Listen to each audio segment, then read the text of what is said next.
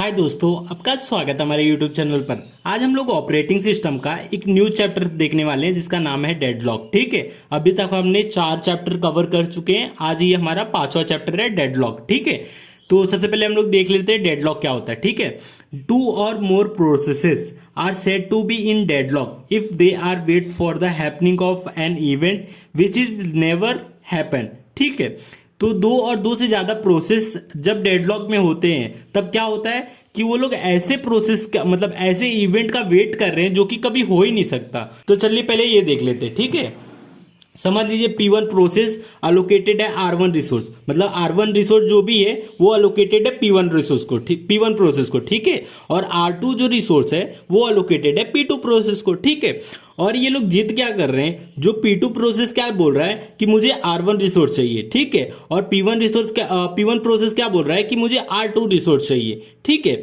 जब ये दोनों अपने अपने समझ लीजिए ऐसे इवेंट को लिए हुए हैं R1 और R2, ये P1 और P2 प्रोसेस एक एक रिसोर्सेज को होल्ड किए हुए हैं। ठीक है, और ये लोग ऐसे इवेंट का वेट कर रहे हैं जो कि कभी हो ही नहीं सकता, क्योंकि जब तक P2 प्रोसेस R2 रिसोर्स को छोड़ेगा नहीं तब तक P1 प्रोसेस उसको मतलब ले नहीं सकता। ठीक है, तो सेम ऐसा सिचुएशन आ रहा है कि ये डेडलॉक हो गया। क्यों डेडलॉक हो गया? जब तक P1 और P2 अपने अपने रिसोर्सेज को रिलीज नहीं करेंगे तब तक ये दोनों आगे नहीं बढ़ेंगे। ठीक है, तो ऐसे सिचुएशन को हम लोग डेडलॉक कहते हैं। ठीक है, तो एक बार और देख लेते हैं।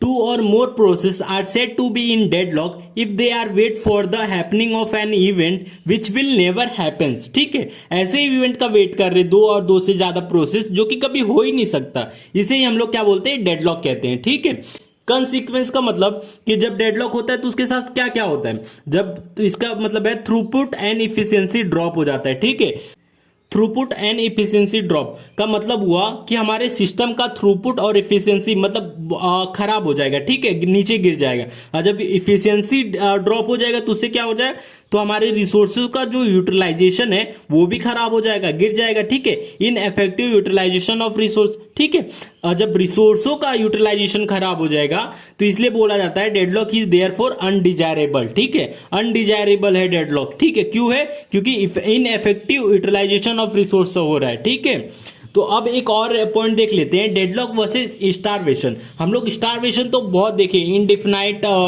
Waiting of process. आज हम लोग डेडलॉक और स्टारवेशन में दोनों में डिफरेंस देख लेते हैं।